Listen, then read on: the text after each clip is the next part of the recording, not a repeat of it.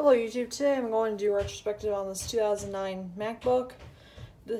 This I got in March 2016 for my 8th birthday, and I use this off and on ever since because it's running 10.5 Leopard, which is very obsolete. And I did not know that you could, and I just assumed that you could go into software updates and update it, but no, it's a little more complicated than that. But today I'm going to do a retrospective on it, and it's a very snowy day outside, at least where I live, so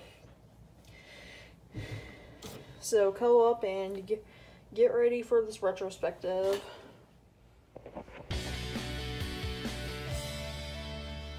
These MacBooks were like MacBook Pros back in the day, except without the backlit keyboard. As you can tell if I take my keyboard cover off, this is not backlit. Because if I go into an app, for example,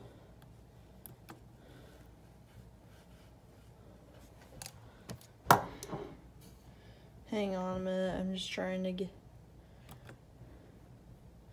and you just need to go to text, edit, wherever that is. As you can tell, this is iPhoto on here, which is very rare, as well as an app called iWeb, which is actually a really cool application that lets you create your own websites through webs. As you can tell, if I type on this, it actually feels real good.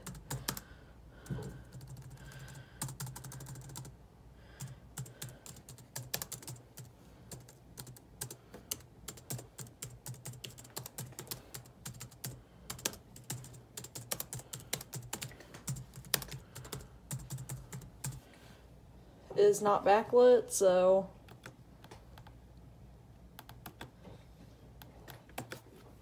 but that's all right. And then if we move over to document and pages on my MacBook Pro, which is 2010 by the way, and this is 2009, but these things were huge back in the day, by the way, because these things were huge, by the way.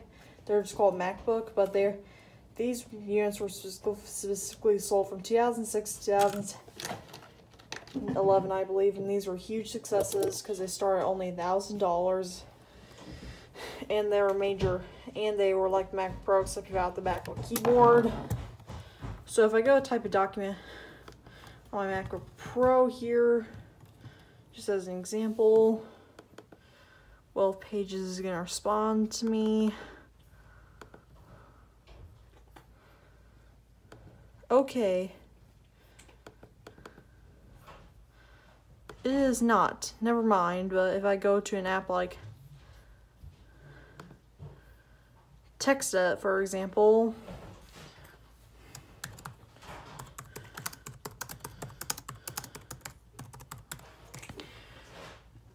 I don't know how easy it is for Telly, but you can kind of tell it's backlit, especially if I raise the keyboard backlit brightness. All does not seem to be working for whatever reason.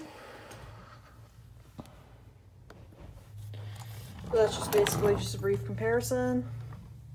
But I did actually use, this computer is not a backlit, but this trackpad was also a little different too. As you can tell if I zoom in a little more, this actually had a little clicky thing on it versus here. And they also had many variants of these kinds of MacBooks too, such as a black plastic one and a slightly thinner one called the unibody one, as well as an aluminum one. Now mine is a slightly thicker one that claims to be 2007 MacBook, which is how my last Apple collection video. By the way, I'm getting around to doing another one of those. It said it was 2007 because it said copyright 2007 on the back, even though this is actually 2009. And this, in case you're curious about the specs of this computer, this does actually run right here Mac OS 10 Leopard, just regular Leopard, not Snow Leopard, so I cannot upgrade this at all, even downloading something from the web. This is just a cool machine to play on sometimes. And although it's only 1 year older than my MacBook Pro right here, it's still very, what especially makes it feel as old is that the fact that it's running Leopard. But but these have 13-inch displays, which are most people who didn't grow up with iPads and such would call this kind of small. However, I've been using my iPad since I was 2, so I'm used to these screens. since they feel normal to me, but to my mother they do not.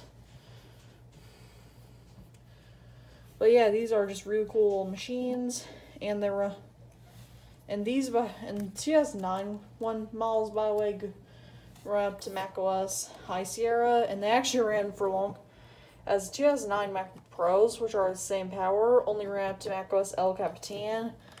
But these MacBooks actually ran up to High Sierra because lots of schools apparently bought these because these are so popular that they need more updates.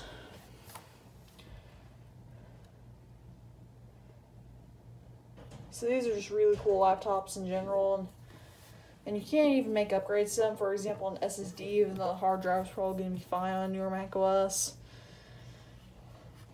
As well as upgrade the RAM to improve multitasking. If you're a heavy multitasker and going to buy this, I would highly recommend doing so. And I believe this one goes up to a 1 terabyte hard SSD, as well as a 16 gigabytes of RAM, I believe, which is pretty cool, but you can't. But now let's find time.